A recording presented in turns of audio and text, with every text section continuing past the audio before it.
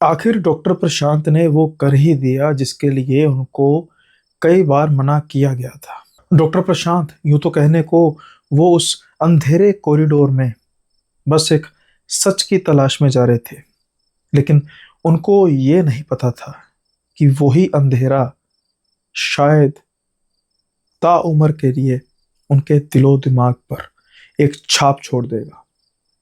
लेकिन फिर वही बात, कई बार कुछ बातों का कोई मतलब नहीं होता, लेकिन अगर कोई बड़ा, कोई समझदार व्यक्ति उस चीज के लिए मना कर रहा हो और हमारा उससे कोई लेना देना ना हो तो हमें छोड़ देना चाहिए उसको। शायद डॉक्टर प्रशांत को ये बात मान लेनी चाहिए थी, लेकिन होता क्या है उनके साथ, यही है आज का किस्सा।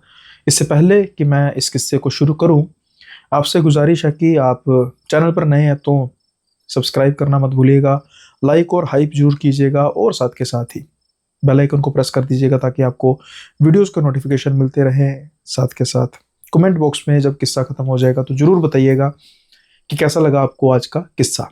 अब डॉक्टर प्रशांत, वैसे तो इनकी जिंदगी में काफी उथल पुथल थी।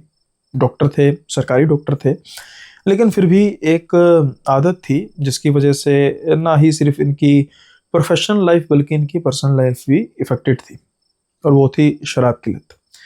वैसे तो प्रशांत काफ़ी अच्छे डॉक्टर हैं और इनका बिहेवियर भी काफ़ी अच्छा रहता है, लेकिन जैसे ही शाम ढलती है ये मदहोश हो जाते हैं शराब के नशे में। शराब के नशे में धुत जब घर आते हैं तो इनकी पत्नी, उनसे भी लड़ाई होती है। वैसे तो इनकी पत्नी को इनसे कोई भी शिकायत नहीं है सिवाय इस चीज़ के कि ये शराब बहुत पीते हैं। वो शराब ना ही सिर्फ इनके शरीर को खराब कर रही है बल्कि इनको मानसिक तौर पर भी कमज़ोर कर रही है। अब फिलहाल के तौर पर प्रशांत मध्य प्रदेश के उस हॉस्पिटल में काम करते थे जो इनके शहर में ही था, और लोकल होने की वजह से कोई दिक्कत नहीं होती थी। ये मान लीजिए कि अगर रात को 7 बजे शाम को फ्री हो रहे हैं तो ये जानबूझकर 10-11 बजे के आसपास आते थे। बस तकरीबन 1-2 घंटे और बैठना, घर आने का मानो जैसे इनका दिल नहीं करता था। फिर उसके बाद अपने दोस्तों के साथ महफिल में बैठ जाना, शराब पीना, और उसके बाद जो सब लास्ट में ऑप्शन रह जाए घर आने का, तभी आना। लेकिन फिर इनकी जीवन में कुछ परिवर्तन आता है। इनकी पोस्टिंग हो जाती है। पोस्टिंग इनकी हो जाती है कुछ 40 किलोमीटर दूर, तो अप डाउन आराम से किया जा सकता था। ये कोई बड़ा शहर नहीं था, एक टाउन था और टाउन का सरकारी हॉस्पिटल था। इनकी वहाँ पर पोस्टिंग हो जाती है, कुछ पुराना हॉस्पिटल था। अब जब प्रशांत इस हॉस्पिटल में जाते हैं तो इनको ना हॉस्पिटल का जो ओरा है वो बड़ा, एक तो वहाँ पर वैसे भी पेशेंट्स कम, और जो इनके सीनियर मेडिकल ऑफिसर थे, एसएमओ थे, वो भी बड़े अच्छे थे। मतलब डिसिप्लिन तो थे, लेकिन कई होते हैं जो खड़ूस होते हैं, वैसे नहीं थे, बड़े अच्छे तरीके से बिहेव करते थे। अब इनका क्या होता था कि जो ज़्यादा वहाँ पर बैठने का दिल करता था कि भाई मैं ज़्यादा देर तक उस हॉस्पिटल में बैठूँ, लेकिन कुछ हद तक कह सकते हैं या फिर कह सकते हैं कि काफ़ी हद तक इनके ट्रांसफ़र होना इनके जीवन में बहुत बड़ा सुधार लेकर आया। शायद जो इनके शराब की लत थी उनमें इनकी जो सोसाइटी थी, इनकी यारी दोस्ती थी, उसका बहुत बड़ा हाथ था। अब 30-35 किलोमीटर दूर हॉस्पिटल था, ये सुबह जल्दी जाते थे। नेचुरली बात है, रात को आने में भी 1 घंटा ज़्यादा लगता था और वहाँ पर भी ये ज़्यादा बैठते थे। तो जो इनकी जो यारों दोस्तों की महफिल थी वो छूट गई थी, और उसकी वजह से अब इन्होंने ड्रिंक भी शुरू शुरू में कम किया, और उसके बाद फिर इन्होंने ठान लिया कि ये वो ड्रिंक छोड़ देंगे। अब सबसे ज़्यादा खुश कौन होगा इस बात से? इनकी पत्नी बहुत खुश होती है कि भाई मेरे पति ने फाइनली इस चीज़ से तौबा कर दी, और अब धीरे धीरे इनके जीवन में सुधार भी आना शुरू हो चुका था। ये अपने काम पर और ज़्यादा तवज्जो देना शुरू कर चुके थे। बीच बीच में इनका ड्रिंक करने का मन करता था, लेकिन फिर इन्होंने बिल्कुल ठान लिया था कि नहीं, मैं बिल्कुल अब ड्रिंक नहीं करूँगा। यार दोस्त बीच बीच में फ़ोन किया करते थे, लेकिन ये उनकी बात मानते नहीं थे और बस इसी बात का बहाना कह देते थे कि भाई अब तो अप डाउन में ही टाइम व्यतीत हो जाता है तो मेरे लिए मुश्किल हो जाएगा। तकरीबन जब इन्होंने हॉस्पिटल को ज्वाइन किया था तो उस हॉस्पिटल को ज्वाइन करने के तकरीबन 6 महीने के अंदर अंदर ये बिल्कुल शराब को छोड़ चुके थे। अब इनका जो नेचर थी वो एक्सप्लोरिंग नेचर नहीं थी। यूं यूं कह सकते हैं कि शराब की ऐसी लत लगी हुई थी इनको कि इनकी एक बहुत बड़ी जो आदत थी, जो कॉलेज टाइम पर या स्टडी टाइम पर थी, कि एक्सप्लोर करना, वो मर चुकी थी। मैंने कहा ना कि अब फिलहाल इनकी आदत जो थी वो एक्सप्लोरिंग नहीं थी। तो जितनी देर जब इन्होंने नए हॉस्पिटल में जब इन्होंने ज्वाइन किया था, तो जैसे जैसे इनकी शराब शराब की लत छूटती जा रही थी, जैसे जैसे इनकी शराब की लत छूटती जा रही थी, वैसे वैसे इनकी थोड़ी सी वो नेचर दोबारा वापस आने लग पड़ी। शुरू शुरू में तो बस ये अपने कैबिन में बैठते, जो पेशेंट से डील करते बहुत ज़्यादा। हॉस्पिटल में इनको मतलब पता ही नहीं था हॉस्पिटल में बहुत ज़्यादा कि भाई इतने कमरे हैं, ऐसा वैसा, बस जितना इनका दायरा था उसी दायरे में रहना पसंद करते थे। अब फिर जैसे जैसे इनकी लत छूटी, तो इन्होंने थोड़ा सा एक्सप्लोर करना शुरू किया। एक्सप्लोर करते करते इनको ये पता लगा कि इस हॉस्पिटल का एक बेसमेंट भी है। बेसमेंट में भी कुछ कमरे हैं, लेकिन वो बेसमेंट परमानेंटली बंद है। अब जब ये सुनते हैं तो इनको बहुत ज़्यादा हैरानी इसलिए नहीं होती। दो वजह थी। पहली वजह ये थी कि एक तो ये पुराना हॉस्पिटल था, उसकी वजह से पहले कई हॉस्पिटल्स में बेसमेंट में भी बनाते थे कमरे। दूसरी चीज़ ये थी कि जिस तरीके से हॉस्पिटल बड़ा था, उस तरीके से पेशेंट्स इतने नहीं थे। यानी कि ऑलमोस्ट कमरों की जो नॉर्मल ग्राउंड फ्लोर और फर्स्ट फ्लोर पर भी कमरे थे, वहाँ पर वैकेंसी हमेशा रहती थी, वेकेंट ही रहते थे कमरे काफ़ी ज़्यादा। ये भी कारण हो सकता है। लेकिन जब कुछ बातें इनके कानों में पड़नी शुरू हुई, वो बातें शायद नॉर्मल नहीं थी, यूजुअल नहीं थी। अब इनको जब पता लगा कि ये बेसमेंट बंद है, तो इन्होंने पूछा कि ये बेसमेंट कब से बंद है। तो इन्होंने कहा कुछ पिछले 10 सालों से। तो बड़े हैरान हुए, बस 10 साल से? मुझे तो लगा काफ़ी समय से बंद होगा। नहीं नहीं सर, बस वो 10 साल से बंद है, जब से ये हादसा हुआ ना तब से बंद है। हादसा? कैसा हादसा? सर वो एक डॉक्टर थे, डॉक्टर सुधीर, और एक हॉल होता है, कॉमन हॉल होता है, वहाँ पर उनकी फ़ोटो दिखाते हैं। अच्छा, ये नीचे उनके लिखा हुआ था कि एक्सपायर्ड होने से ऐसे, मतलब कि इस दुनिया से जा चुके हैं। ये सर उसी बेसमेंट के एक रूम में मृत पाए गए थे। मृत पाए गए थे? कैसे? सर अब कुछ बातें ऐसी होती हैं जो शायद प्रोफेशन के दायरे से बाहर की होती है। अगर मैं आपसे बात करूंगा तो हो सकता है कि आपको बात काफ़ी अटपटी लगे। अब वो कहते हैं कि नहीं नहीं, बता भाई क्या क्या हुआ, कुछ चक्कर था कोई, मतलब कुछ अपने आप को ख़त्म किया, स्ट्रेस वगैरह? नहीं नहीं सर, ऐसा नहीं था। दरअसल ना ये बेसमेंट वैसे 10-15 साल से, जैसे मैंने कहा, कि बंद हुआ, लेकिन उससे पहले भी ये ना बहुत कम यूज़ होता था। जब यहाँ पर पेशेंट्स जाते थे तो पेशेंट्स को अजीब से तरीके की ना मनहूसियत महसूस होती थी। और अगर मैं बिल्कुल डिटेल में आपसे बात करूं, तो यहाँ पर पेशेंट्स जो बात करते थे खुल के, उनका सबसे बड़े डर के साथ सामना होता था। मतलब जैसे कि मानो कोई पेशेंट को ऊंचाई से डर लगता, तो वहाँ पर उसको ऐसे वर्टिगो टाइप होता था कि वो ऊंचाई से गिर रहा है बार बार। जैसे किसी को सांप के काटने से डर लगता था, तो उसको ऐसा लगता था कि उसके पास सांप ही सांप है, उसके आसपास सांप ही रेंग रहे हैं। जैसे किसी को डर लगता था कि कोई उसका, मानो घर में कोई दौलत चुरा देगा, चोर आ जाएगा, तो उसको ऐसा लगता था कि, जागता था कि चोर आसपास उसके घूम रहे हैं। ये बात ना प्रशांत को काफ़ी अजीब लगती है, और वो सुनकर हंसते हैं। और वो कहते हैं कि अरे यार, ये कैसी बातें कर रहा है? सर सच कह रहा हूँ। तो फिर डॉक्टर सुधीर के साथ क्या हुआ? सर डॉक्टर सुधीर ना अपनी मौत से पहले इस हॉस्पिटल के उस बेसमेंट में बहुत ज़्यादा जाना शुरू कर चुके थे। तब जैसा कि आप देखते हैं कि हॉस्पिटल बड़ा है, और तब तक ना तकरीबन सारे पेशेंट को हम ऊपर ही शिफ्ट करते थे। बेसमेंट में वैसे भी हमें भी बहुत अजीब लगता था। हम तो परमानेंटली तो नहीं होते थे, रात को मतलब जैसे शिफ्ट होगी होगी, लेकिन पेशेंट्स तो सोते थे। लेकिन डॉक्टर जो सुधीर थे, उनका ना एक अजीब से तरीके का लगाव हो चुका था बेसमेंट में। वो अपने फ्री टाइम में बेसमेंट में चले जाते, और यहाँ तक कि नौबत ऐसी आ चुकी थी कि कई बार तो वो अपने घर ही नहीं जाते थे। ड्यूटी खत्म होने के बाद बेसमेंट में जाते, और हमें अगले दिन पता होता जब डॉक्टर बेसमेंट से बाहर निकले होते थे कि ये तो बेसमेंट में है, ये तो घर गए नहीं है। अब ये बात और ज्यादा अजीब लगती है प्रशांत को कि ये कैसे हो सकता है। सर जो है हमने बताया। तो फिर उनकी मौत कैसे हुई? कहते हैं ऐसे ही, बस एक दिन जैसे नॉर्मली गए, इनको एसओएमओ सामने भी कहा तब के, अब बोले नहीं है, पहले बोले कि तू सुधीर क्या करता रहता है? तो कहता है बस मुझे बेसमेंट में बहन बैठना अच्छा लगता है, मैं अपनी कोई रिसर्च पढ़ाई कर रहा हूँ, जो भी एक्स वाई जी रीज़न देते थे। और ऐसे ही बस एक दिन जब वो ज्वाइन उन्होंने नहीं किया, तो एसएम साहब ने पूछा कि सुधीर क्यों नहीं आया? तो कहते हैं सर हमें तो पता नहीं है।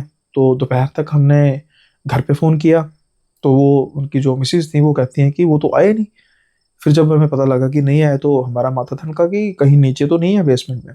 और जब हमने बेसमेंट में नीचे गए, तो वहां पर डॉक्टर सुधीर की लाश पड़ी हुई थी। बस इससे ज़्यादा हमें कुछ नहीं पता।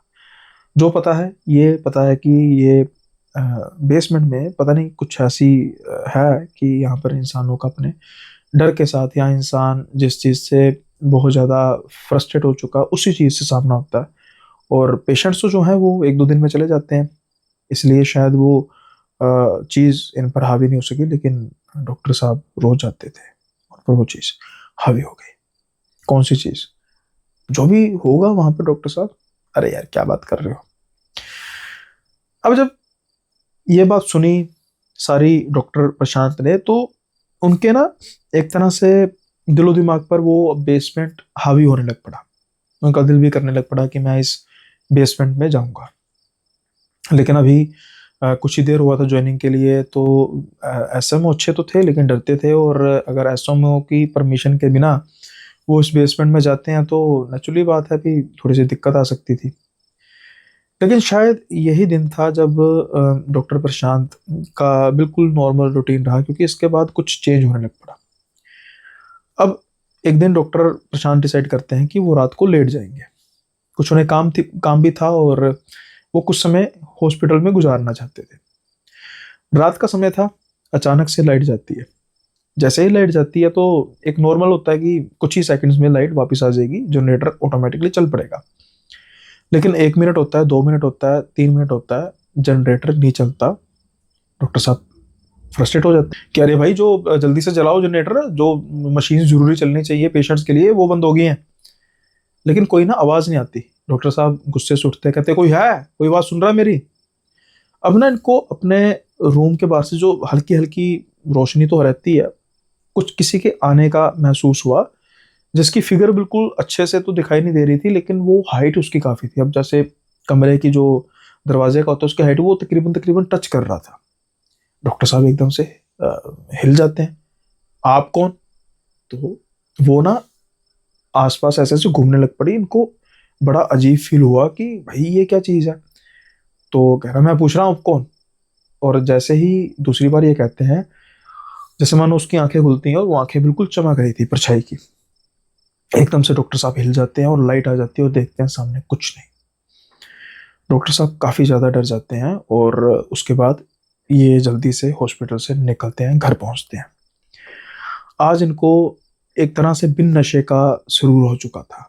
रह रह के डॉक्टर साहब के दिमाग में वो बात आ रही थी कि भाई वो चीज़ क्या थी आखिर।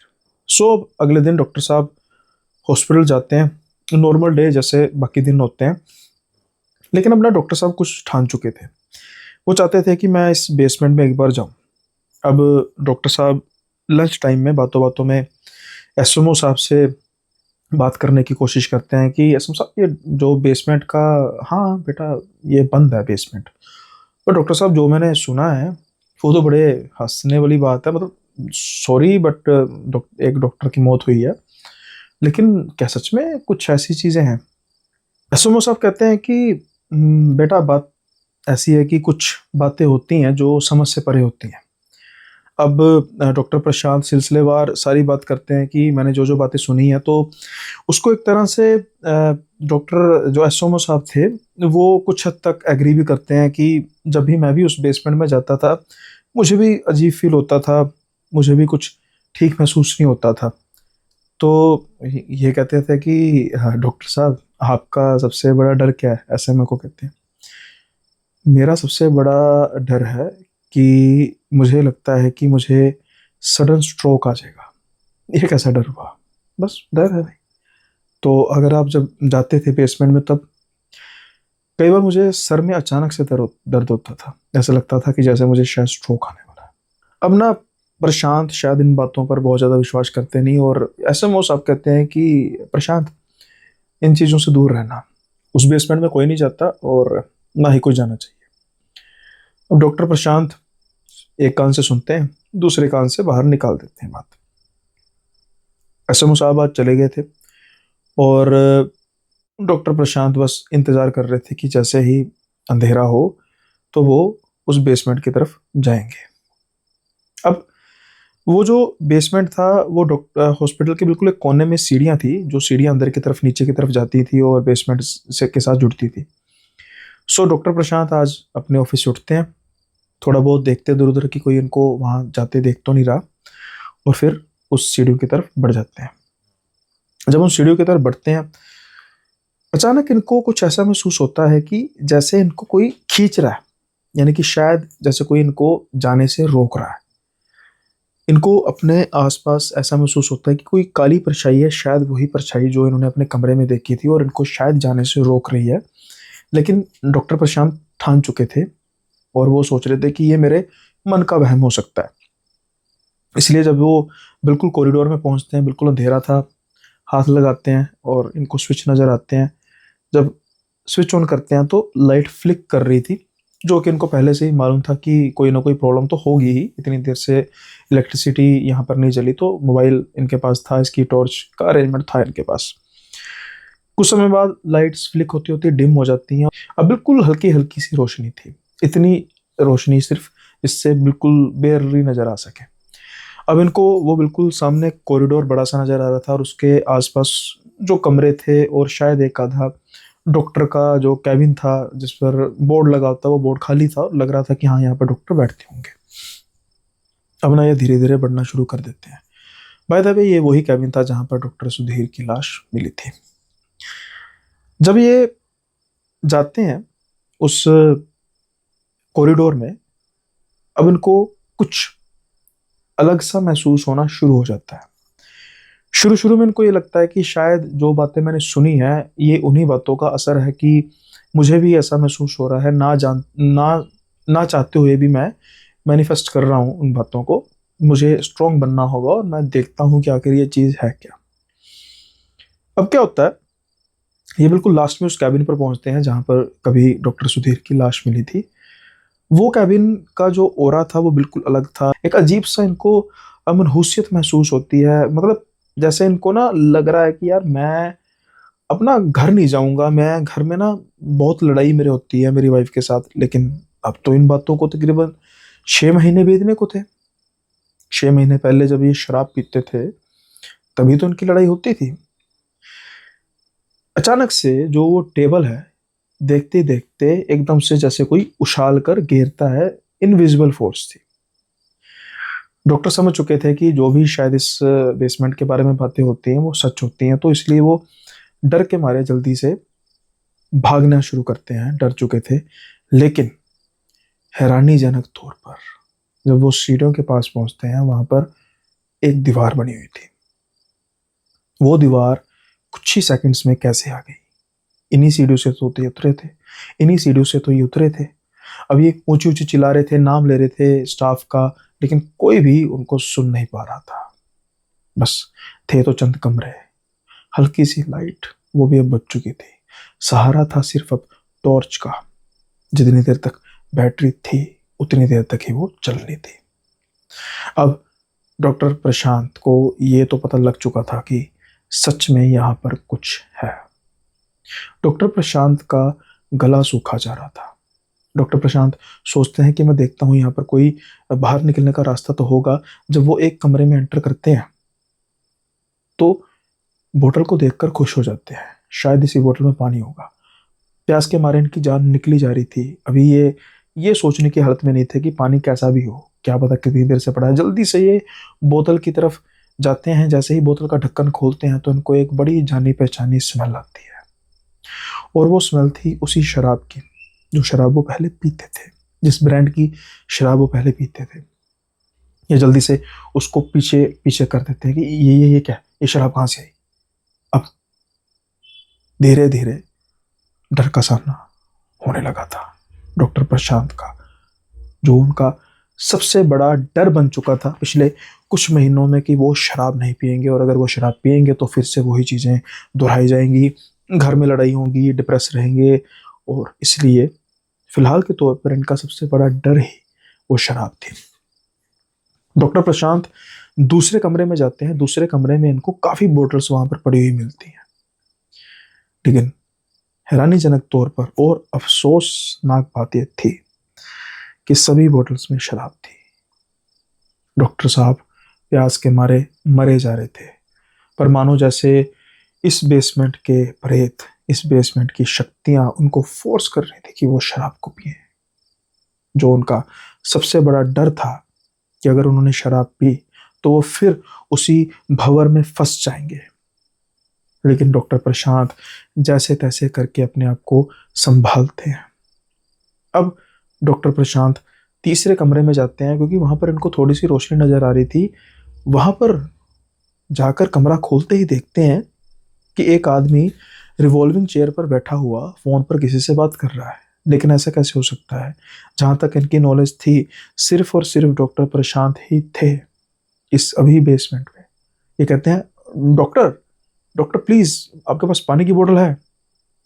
अब जैसे ही वो रिवॉल्विंग चेयर घूमती है, इनको नजर आता है अपना ही अक्स, ठीक हूबहू अपने ही जैसा आदमी, जिसके एक हाथ में फोन था जो उसने कान पर लगाया था, और एक हाथ में गिलास था जिसमें वही शराब पड़ी हुई थी। और वो हंसते हुए कहता है, पियोगे क्या?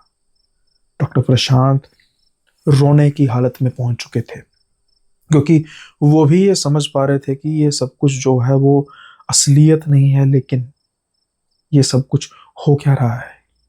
उन्होंने कभी सोचा नहीं होगा कि उनका अपने डर से कभी इस तरीके से भी सामना होगा, लेकिन जो सच्चाई थी वो अब इनके सामने थी।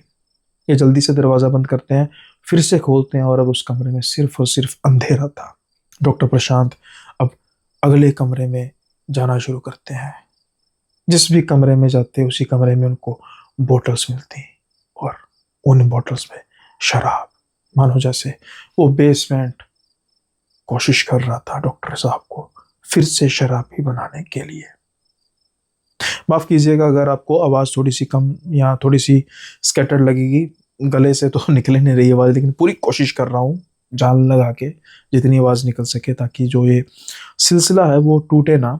तो माफी उसके लिए। खैर, अब डॉक्टर साहब बिल्कुल पूरी तरीके से टूट चुके थे। उनके अनुसार डॉक्टर साहब तकरीबन 24 घंटे से इसी बेसमेंट में फंसे हुए थे, और एक दीवार जो उनको ऊपर जाने से रोक रही थी। प्यास के मारे इनकी हालत बुरी थी, भूख के मारे इनकी हालत बुरी थी, लेकिन पीने के नाम पर जो भी कमरे में बोतल्स पड़ी थी वहां पर सिर्फ और सिर्फ शराब थी और कुछ नहीं था। डॉक्टर साहब पल पल अपने डर के साथ मुकाबला कर रहे थे, लेकिन उन्होंने ठानी हुई थी कि वो शराब नहीं पिएंगे। 2 से 3 दिन बीत चुके थे। डॉक्टर साहब अब शायद मरने वाली हालत में पहुंच चुके थे। अब बिल्कुल लास्ट पॉइंट पर आकर वो बोतल को पकड़ते हैं कि बस अपनी जान बचाने के लिए मैं इसको पी जाऊंगा। बोतल मुंह से लगाने लगते हैं, रोने लगते हैं, फिर डिसाइड करते हैं नहीं, मरना मंजूर है, मैं नहीं पीऊंगा, और वो बोतल को तोड़ देते हैं। और उसके बाद उनकी आंखें बंद हो जाती हैं। जब उनकी आंखें खुलती हैं तो वो अपने आप को एक रूम में पाते हैं हॉस्पिटल के। सकपका के उठते हैं, रोशनी थी आसपास, इनके जो स्टाफ थे, नर्स थी, और ये देखते हैं मैं यहाँ पर कैसे आया। और एसएमओ साहब वापिस आ चुके थे। गुस्सा भी था उनकी बातों में, और केयर भी थी, डर भी था। प्रशांत, तुम्हें कहा था ना कि तुम उस बेसमेंट में ना जाओ, लेकिन तुम नहीं माने। डॉक्टर साहब सॉरी, मैं शायद गलती की मैंने, लेकिन मैं कुछ पता करना चाहता था, लेकिन मुझे पता लग गया, मुझे पता लग गया मैं कि वहां पर इंसान का उसके डर के साथ सामना होता है। ये 4 दिन मैंने कैसे निकाले मुझे पता है। ऐसे में कहते 4 दिन? हाँ डॉक्टर साहब, मुझे भी याद है, मैं 4 दिन भूखा प्यासा वहां पर रहा हूँ, और मुझे वहां पर सिर्फ और सिर्फ शराब ही दिखाई देती थी। मैंने उसको पिया नहीं, मुझे पता था कि अगर मैं पी लूंगा तो मैं मर जाऊंगा। डॉक्टर साहब कहते हैं, प्रशांत बेटा, 4 दिन नहीं, 4 घंटे मैं समझा नहीं। अरे भाई, 4 घंटे हुए हैं। मैं समझा नहीं। जब तुम्हें बेसमेंट से उठाया गया और जब तुम्हें आखिरी बार देखा गया, उसमें 4 घंटे का अंतराल है। म- आप कैसे कह सकते हैं? तुम्हारी गाड़ी बाहर लगी हुई थी, और जो भी उनका जो स्टाफ था जिसने सारा पहले किस्सा बताया था, वो देखता है कि डॉक्टर साहब अपने कैबिन में नहीं है, गाड़ी उनकी लगी हुई है। उनको शक हुआ, और जब उसको शक हुआ तो वो बेसमेंट में गया, और तुम बेसमेंट में बेसुध होकर पड़े हुए थे, उसी कैबिन में जहां पर डॉक्टर सुधीर की लाश मिली थी। और जब आखिरी बार तुम्हें उस स्टाफ ने देखा था, उसके और उस अंतराल में जब वो वहां पर गया, 4 घंटे का फासला था। लेकिन वही फासला 4 दिन का लगा था डॉक्टर साहब को। अब डॉक्टर साहब हैरान, परेशान, शर्मिंदे भी थे कि भाई ये सब कुछ हो क्या रहा मेरे साथ, और ये सब कुछ सच है क्या? वो डॉक्टर थे, लेकिन अब उनको मानने के लिए मजबूर होना पड़ना था। खैर, अभी डॉक्टर साहब जब उठते हैं, ना उनको कोई प्यास लग रही थी, ना उनको कोई भूख लग रही थी, क्योंकि 4 ही घंटे तो हुए थे। इनकी वाइफ के बारे में बात की जाती है कि उनको बताया जाए, तो कहते हैं नहीं नहीं, मैंने उसको ये कहा था कि आज मैं लेट आऊँगा, क्योंकि मैं ये सोच रहा था कि मैं जैसे तैसे करके उस बेसमेंट में जाके कुछ समय बाद वापस आ जाऊँगा। खैर, कुछ समय बाद इनके फ़ोन पर फ़ोन आ जाता है, तो इनके कहने पर कह दिया जाता है कि वो ठीक है बिल्कुल, और वो सुबह ही आएंगे। और एसएमओ साहब उनको 2-3 दिन की छुट्टी देते हैं। लेकिन उसके बाद इन्होंने कभी भी उस बेसमेंट का रुख नहीं किया, करना भी नहीं चाहिए था। आप बताइए कि क्या डॉक्टर साहब को ये करना चाहिए? मतलब अंजाम तो सच में बुरा हुआ, लेकिन इंसान जब तक क्यूरियोसिटी अपने आप में रखता है, तब तक की तो कुछ नई चीज़ों के बारे में पता लगता है। तो प्लीज़ आप कमेंट बॉक्स में बताइएगा कि क्या सच में डॉक्टर प्रशांत ने बेवकूफ़ी की, या फिर सबसे बड़ी बात कि आखिर उस बेसमेंट में आखिर ऐसा है क्या जो लोगों को डर से सामना कराता है उनके सबसे बड़े, और एक मौत शायद इसी वजह से हुई। तो जरूर बताइएगा कि आपकी ऑब्जर्वेशन क्या है, क्या हो सकता है उस बेसमेंट में, क्या कुछ घटना हुई थी, क्या कुछ हुआ था, और क्या जो परछाई डॉक्टर साहब को जाने से रोक रही थी, क्या वो डॉक्टर सुधीर की परछाई थी, उनकी आत्मा थी? क्योंकि उनको था कि जो मेरे साथ हुआ वो किसी और के साथ ना हो। बताइएगा कि वो परछाई का क्या राज था, मुझे तो नहीं पता, लेकिन उम्मीद करता हूँ कि आप बेहतर बता पाएंगे।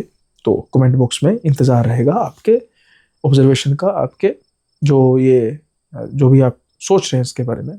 सो अगर अच्छा लगा हो किस्सा, तो लाइक भी लगात कर दीजिएगा, और साथ के साथ हाइप तो जरूर कर दीजिएगा।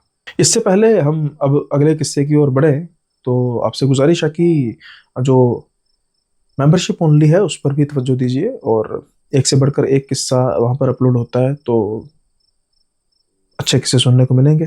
खास तौर पर जो अभी ये लास्ट किस्सा अपलोड हुआ है, मृतों की बस, बेहतरीन किस्सा है, और जब इस किस्से का अंत आपको पता लगेगा, क्लाइमैक्स बेहद अजीब क्लाइमैक्स है। तो प्लीज़ ज्वाइन कीजिएगा। और इससे पहले कि हम दूसरा किस्सा शुरू करें, तो मैं एक बार जो हमारे न्यूली ज्वाइंड मेंबर्स हैं, मैं उनका नाम लेना चाहूँगा, या जिन्होंने रीज्वाइन भी किया है, तो जल्दी से उनका एक बार नाम ले लेते हैं, उनको धन्यवाद कर लेते हैं, और उसके बाद फिर अगला किस्सा शुरू करते हैं। तो अभी @ रोबन संधू जी ने रीज्वाइन किया है, बहुत बहुत संधू जी धन्यवाद आपका।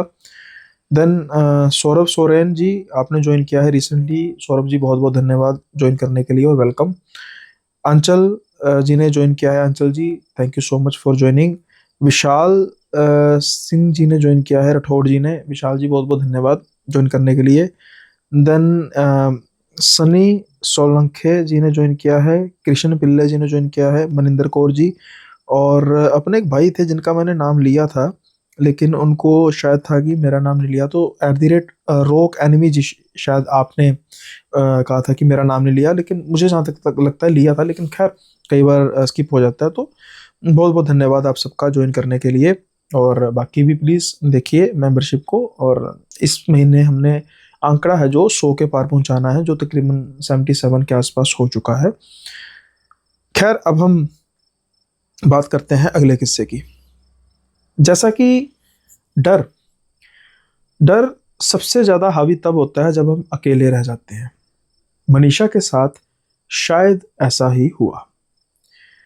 मनीषा की नई नई शादी हुई थी और उसके पति शेखर, ये दोनों पहले जिस शहर में रहते थे जब इनकी शादी हुई थी, तो इनकी फिर इन्होंने जॉब अपनी चेंज कर ली शेखर ने, और ये दूसरे शहर चले गए।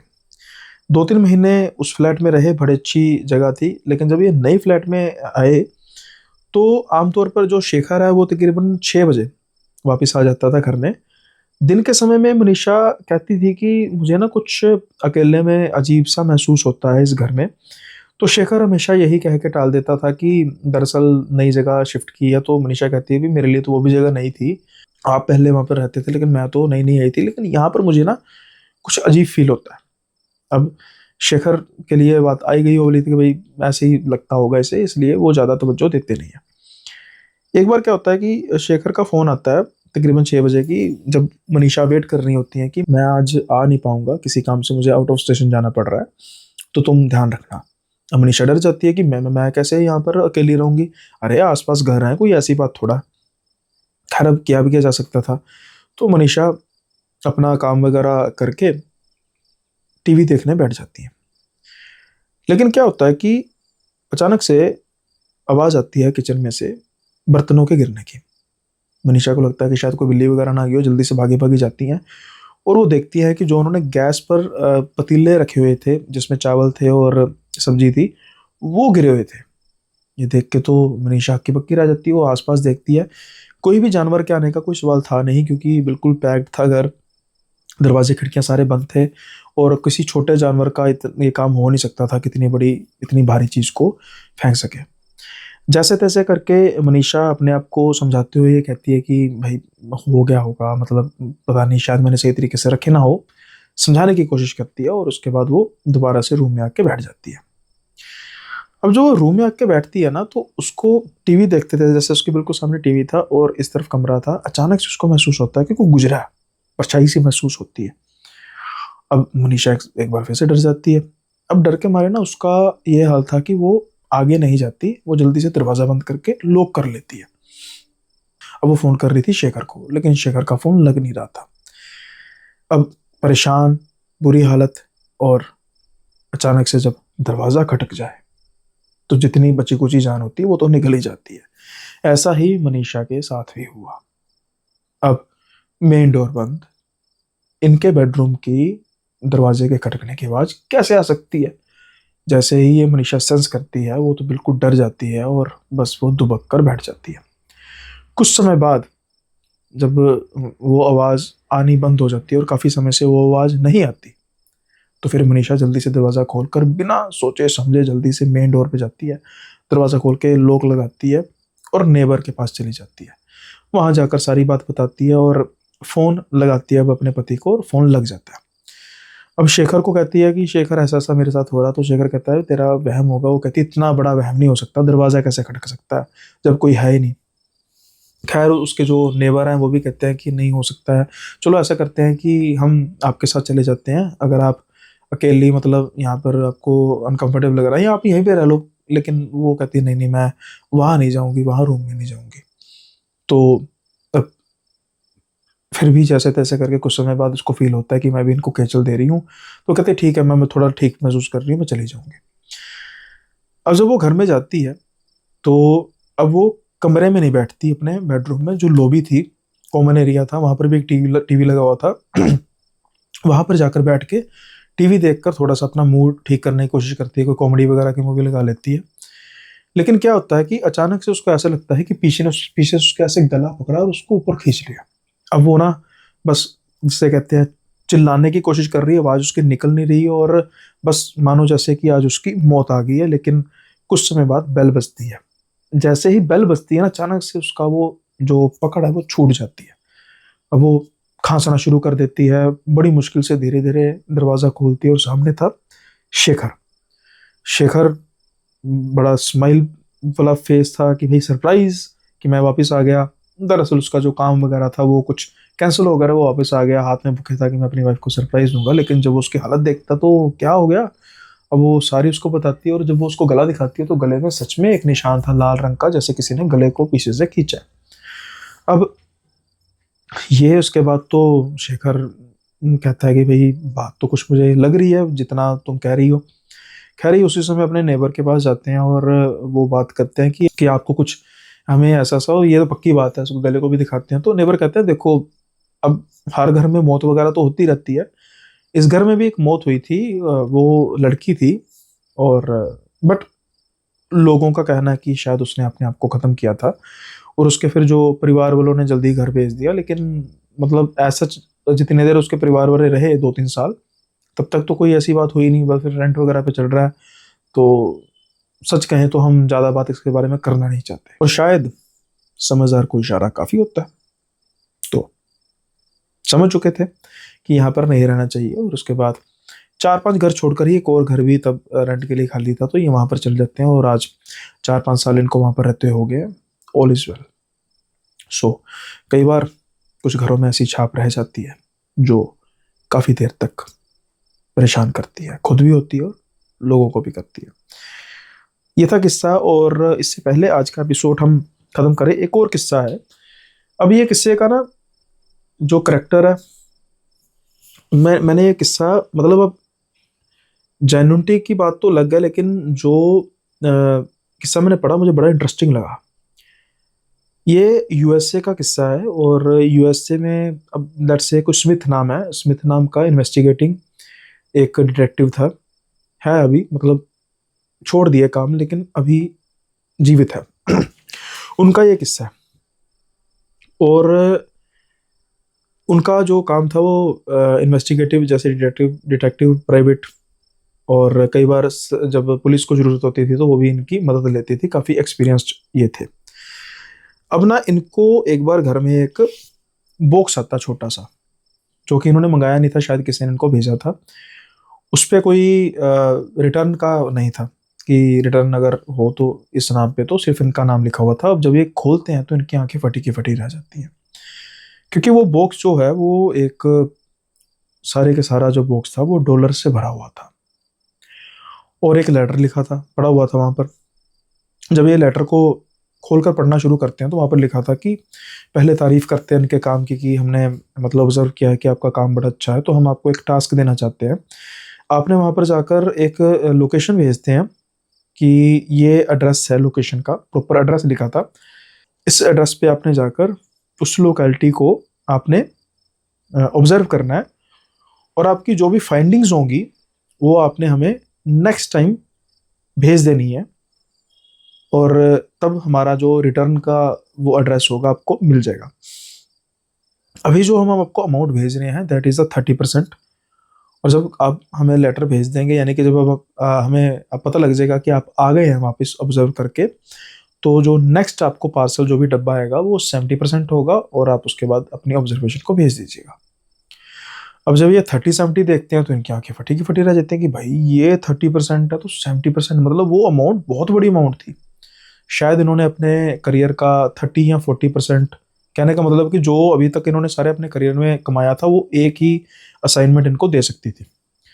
अब ये जल्दी से एड्रेस देखते हैं, मैप पे जाते हैं, और वो एड्रेस बहुत दूर था, तकरीबन तकरीबन कुछ 30 घंटे की ड्राइव का एड्रेस था, और 30 घंटे की ड्राइव के पास इन्होंने बाद में वहाँ पे पहुँचना था। यार ये अपनी गाड़ी पे बैठते हैं और रवाना हो जाते हैं, और इनको तो और क्या चाहिए था कि भाई इतना अच्छा पैसा मिल रहा था, आराम से खाते पीते रुकते रेस्ट करते जाते हैं। और जब उस लोकेशन के पास जा रहे थे तो अब रात का समय हो रहा था, और जो एड्रेस है वो इनको इस तरीके से था कि जिस एड्रेस का मेन जो होता है, जो बिल्कुल चेक पॉइंट होता है जहाँ पर पहुँचना होता है, वहाँ पर वो बार बार ना फ्लक्चुएट करता है। कई बार मैप होता है वो बार बार चेंज करता रहता है कि थोड़ा सा दूर 200 मीटर 500 मीटर, लेकिन वो बिल्कुल अच्छे तरीके से अब कर नहीं रहा था, रीड नहीं कर रहा था, और वो उस मैप से आगे आ जाते हैं, क्योंकि जो मेन चेक पॉइंट था वहाँ पर तो सिर्फ जंगल बियाबान था, लेकिन कुछ ही दूरी पर इनको कुछ बिल्डिंग्स दिखाई दे रही थी अंधकार में डूबी हुई, कि शायद यहाँ पर जाना होगा। और जब ये उस टाउन में पहुंचते हैं, वो बेसिकली घोस्ट टाउन था। अब घोस्ट टाउन ये नहीं कि भूतों का शहर, मतलब वो शहर वीरान हो चुका था, वहां पर कोई रह नहीं रहा था। अब जब उस सड़क पर पहुंचते तो अचानक से इनकी गाड़ी बंद हो जाती है, जो कि बड़ी अनयूजुअल बात थी। गाड़ी अभी इनकी नहीं थी और बड़े अच्छे तरीके से काम कर रही थी। अब ये क्या करते हैं कि ये देखते हैं कि आसपास का जो मंजर है वो है तो डरावना, लेकिन ये इन्वेस्टिगेशन डिटेक्टिव थे, कोई डर वाली इतनी बात नहीं थी। ये जल्दी से ना बोनट खोलते हैं और बोनट खोलकर चेक करना शुरू कर देते हैं कि कोई छोटा मोटा माल फंक्शन होगा तो मैं सही कर लूँगा खुद ही। लेकिन अब ये ना ऑब्जर्व करना शुरू करते हैं कि जो इनके पास के जो छोटे छोटे गार्डन है ना, वहाँ पर इनको कुछ फ्लोट करता हुआ नजर आ रहा है। अब ये थोड़ा सा टेढ़ी आंख से देखते हैं तो इनको देखते हैं टांगे नजर आ रही हैं कई लोगों की, और वो फ्लोट कर रही हैं, हवा में लेविटेट कर रही हैं। यानी कि जो इनका डर था वो सच साबित हुआ। ये वैसे तो घोस्ट टाउन था, लेकिन दूसरे मामले में भी घोस्ट टाउन ही था। अब इनको ना अपने पीछे से बहुत ही भारी कदमों के किसी के चलने की आवाज आई। ये डर चुके थे। ये जल्दी से बोनट नीचे करते हैं, बैठते हैं अंदर, स्टार्ट करते हैं। गाड़ी स्टार्ट नहीं हो रही थी और अचानक से इनके शीशे पर टक टक टक टक की आवाज आती है। और जब ये देखते हैं ना, इनको बस परछाई ऊपर की तरफ नजर आ रही थी और चमकती हुई आंखें नजर आ रही थी। आसपास जो भी वो इनको थोड़ी दूर नजर आ रहे थे वो पास आते नजर आ रहे थे। इनको दूसरे शब्दों में अपनी मौत नजर आ रही थी। अब ये जल्दी से चाबी को क्राई किए जा रहे थे, इग्नाइट किए जा रहे थे, और अचानक से गाड़ी चलती है। जल्दी से गाड़ी घुमाते हैं और बस नो स्टॉप चलते रहते हैं। जितना दूर हो सके उस घोस्ट टाउन से ये बाहर भागते हैं। तकरीबन तकरीबन 150-200 किलोमीटर दूर जाकर ये गाड़ी रोकते हैं, रेस्ट करते हैं और सोचते हैं कि भाई ये मैं कहाँ पर आ गया, ये तो मतलब अजीब ही मेरे साथ हो गया, और भाई मैं मतलब पैसे कमाते कमाते मरने लगा था। खैर ये अपने घर पहुंच जाते हैं और उसके बाद फिर बातों को भूलने की कोशिश करते हैं। लेकिन 3-4 दिन बाद इनको फिर एक बॉक्स आता है, और जब ये बॉक्स खोलते हैं तो 70% जो बाकी था वो था, और एक लेटर था। और उस लेटर में इनको एक रिटर्निंग एड्रेस दिया गया था जो कि बहुत ज़्यादा डिटेलिंग में नहीं था। लेट्स से कि गली नंबर, एग्जांपल स्ट्रीट नंबर 4 बस, और उसके बाद जो स्टेट और जो भी पिन कोड होता है। और वहाँ पर इन्होंने लिखा हुआ था कि आप वापस आ चुके हैं। इनको कैसे पता लगा, डोंट नो। हम चाहते हैं कि आप अपनी जो ऑब्जर्वेशन है प्लीज़ आप उसको मेंशन कीजिए कि आपने वहाँ पर क्या क्या महसूस किया। अब 30% पेमेंट और 100% पेमेंट उनको मिल चुकी थी, चाहे मरते मरते बचे थे। लेकिन इन्होंने सोचा कि भाई अब अपना काम तो मैंने कर दिया ना, तो ये सारी ऑब्जर्वेशन करते हैं कि भाई मुझे कहाँ पर तुमने भेज दिया। ये तो जब मैं गया वहाँ पर मुझे घोस्ट टाउन दिखाई दिया, यहाँ पर ऐसी ऐसी परछाइयाँ दिखाई दी। मैं बड़ी मुश्किल से अपनी जान बचा कर आया। वहाँ पर हैरानीजनक तौर पर गाड़ी खराब हो गई थी, लेकिन उतनी ही हैरानीजनक तौर पर गाड़ी ठीक भी हो गई अचानक से। अगर ना होती तो मैं शायद तुम्हें ये फीडबैक ना दे रहा होता। अब ये काम हो गया खत्म, उन्होंने भेज दिया। तकरीबन महीने बाद इनको फिर से एक लेटर आता है बॉक्स के साथ, और इनको एक और लोकेशन के बारे में बताया जाता है और कहा जाता है कि हम आपके काम से, ऑब्जर्वेशन से बहुत खुश हैं, हम चाहते हैं अब आप दूसरी लोकेशन पे जाइए। ये हाथ जोड़ते हैं। उसी समय ये डिसाइड कर लेते हैं कि भाई मैं किसी ऐसी ऑर्गेनाइजेशन की नज़र में आ चुका हूँ जो शायद ठीक नहीं है मेरे लिए। पैसा पहले ही असाइनमेंट से इतना कमा चुके थे कि ये अपनी बाकी की ज़िंदगी कोई बिजनेस शुरू करके आराम से जी सकते थे। तो ये ऑन द स्पॉट डिसाइड करते हैं कि ये अभी अपना काम छोड़ेंगे। ये काम ही नहीं छोड़ेंगे, अपना घर शहर सब कुछ छोड़ के, यहाँ तक कि अपना देश छोड़कर कनाडा शिफ्ट हो जाएंगे। और ये कनाडा शिफ्ट हो जाते हैं। उसके बाद कभी इनको कोई लेटर उस एड्रेस पर नहीं आया। डोंट नो कि वो कौन सी ऑर्गेनाइजेशन थी, किसने ये सब कुछ भेजा था, और वो घोस्ट टाउन था क्या। सो एक बेहद ही अजीब, दिलचस्प और डरावना किस्सा। उम्मीद करता हूँ कि ये भी आपको बेहद पसंद आया होगा। और इससे पहले हम आज का एपिसोड ख़त्म करें तो कमेंट ऑफ द डे पढ़ना तो बनता है। ये कमेंट ऑफ द डे है @आंचल जी। और आंचल जी कह रही है, hello Sunil, the way you narrate the story it's very addictive. You don't believe it's been 3 months since I started watching your videos, but there is no comeback. I'm literally listening your videos whole day. Keep going on, sir. And yes, like, share, subscribe, and hype. Everything is done. All the best for future, and please take care of yourself, because I realize whenever you are not well, still you don't take break. Lots of love to you, sir. आपकी हर कहानी कुछ ना कुछ सिखा देती है हर बार। आंचल जी बहुत बहुत धन्यवाद ऐसा कमेंट करने के लिए। It's really means a lot. आप कुछ समय से यानी 3-4 महीने से मेरी चैनल पर आपने विजिट किया और आपने कहानियाँ सुननी शुरू की और आपने एक वर्ड यूज़ किया, there is no coming back. और दूसरे पार्ट में आपने ये कहा कि आप थोड़ी सी अपनी सेहत का भी ध्यान कीजिए, क्योंकि सेहत को मद्देनज़र ना भी रखते हुए आप अपना डेली का काम करते हैं। और मैं भी आपको कहूँगा there is no coming back, क्योंकि ये नहीं है कि मैं ये चीज़ फोर्स से कर रहा हूँ कि मेरा करने का दिल नहीं कर रहा और मैं कर रहा हूँ। ना जाने क्यों, मैं बहुत बार कह चुका हूँ, कई बार शाम तक मैं बिल्कुल ब्लैंक होता हूँ, लेकिन ना जाने कौन सी फोर्स है जो मुझे इस चेयर पर ले आती है। एक ऐसी कमिटमेंट हो चुकी है, एक आप सबसे एक ऐसी कमिटमेंट हो चुकी है जो मुझे मजबूर करती है कि मैं दिन में कोई भी दिन को वो ना करूं, मतलब गैप ना डालूं। तो शायद शायद ये मेरे लिए बड़ी अच्छी चीज़ है। और सेहत, हाँ, अभी अभी तो बहुत ज़्यादा बुरा हाल हो चुका है। शायद पिछले और आज के एपिसोड में आपको मेरी आवाज़ में कितना डिफरेंस नज़र आया होगा। और आप महसूस कर सकते हैं कि मैंने लेट्स से अगर ये 50 मिनट के आसपास का अगर एपिसोड होगा तो कम से कम मैंने इसको 1.5 घंटे में पूरा किया। इतनी कफ हो रही है बीच में रेस्ट लेकर करके। लेकिन क्या होता है कि कई बार मतलब मैं वो नहीं करना चाहता कि शायद मैं आज से 10 दिन बाद या महीने बाद सोचूं कि यार तब कर ही लेता। मतलब मैं अब रिग्रेट नहीं करना चाहता कि यार गला ही तो खराब था, फिर क्या हुआ। हालांकि सारा काम बोलने का ही है। तो जितना हो पाता है मैं कोशिश कर रहा हूँ। अब जैसे मैं अभी दिल्ली होकर आया हूँ तो और ज़्यादा तबीयत खराब होगी। तो दिल्ली में मेरे मल्टीपल पॉडकास्ट थे, तो वहाँ पर मुझे पॉडकास्ट कुछ पोस्टपोन करने पड़े, क्योंकि मुझसे बन नहीं रही थी बात। और फिर मुझे उनको पोस्टपोन करना पड़ा, क्योंकि एक पॉडकास्ट लेट्स से अगर 1 घंटे में कंप्लीट होता तो कम से कम मुझे 2.5 घंटे लग रहे थे उसको कंप्लीट करने में। तो टाइम का भी हो गया। तो वैसे तो मैंने 2-3-4 दिन का प्लान किया था, तो 2 दिन में मुझे वापस आना पड़ा। डॉक्टर से सजेशन ली थी, वो कह रहे थे कि भाई दिल्ली से जितनी हो सकता है जल्दी वापस आ जाओ। और मुश्किल से, मतलब आज तो ऑलमोस्ट मुझे ब्रीथ करने में भी समस्या हो रही थी। लेकिन फिर भी अभी हो सकता है, इजाज़त दे रहा है शरीर, तो मैं कर रहा हूँ। और आप सबका प्यार ही है जो यहाँ तक लेकर आता है, इस चेयर तक लेकर आता है। और डेली के डेली कहानियाँ सुनाता हूँ मैं। तो जहाँ जब तक साथ होगा, जब तक जान है, तब तक तो कोशिश होगी कि सही से करने की। बाकी जैसा परमात्मा को मंजूर, लेकिन आप जैसे व्यूअर्स जो साथ जुड़ते जा रहे हैं, कारवा बढ़ता जा रहा है। यही चीज़, यही वजह है मेरी डेडिकेशन की, और इसी वजह से ही ये सब कुछ हो पा रहा है। So thank you so much. अभी आपने रिसेंटली वो भी ज्वाइन की है, मेंबरशिप भी ज्वाइन की है, तो उसके लिए भी आपका बहुत बहुत धन्यवाद। देन एक दो और करते हैं। एक अपने ऋषा वोशा, थोड़ा सा भाई नाम अपना प्लीज़ कर देना दोबारा मेंशन, जो आपका यूज़र नेम है। तो आप कह रहे हैं सुनील भैया मेरा नाम भी ले लेना please, my name is Risha, आपने तो लिख लिया। My name is Rishabh Kapoor from Jammu J&K। तो भाई आपका नाम भी ले लिया।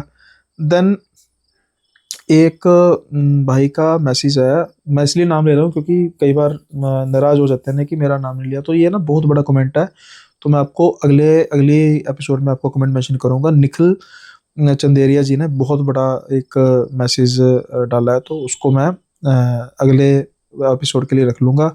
और अगला एक और कमेंट ऑफ द डे रखूँगा, सोनू मलाकार जी। तो आपको भी मैं अगले जो कमेंट में आपका नाम रखूँगा। सो यही हाँ, एक दो और है जो शाउट आउट कह रहे थे। तो ये हैं मुझे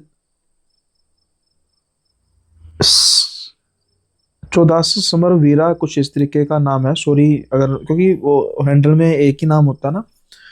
तो आपने कहा कि हमारे जैसे लोगों का भी नाम ले लेना। भाई भाई जरूर लेंगे, ऐसी कौन कौन सी बात है। आप जैसे मतलब क्या, अभी सभी मेरे बाकी व्यूअर्स की तरह ही मुझे प्यारे हैं।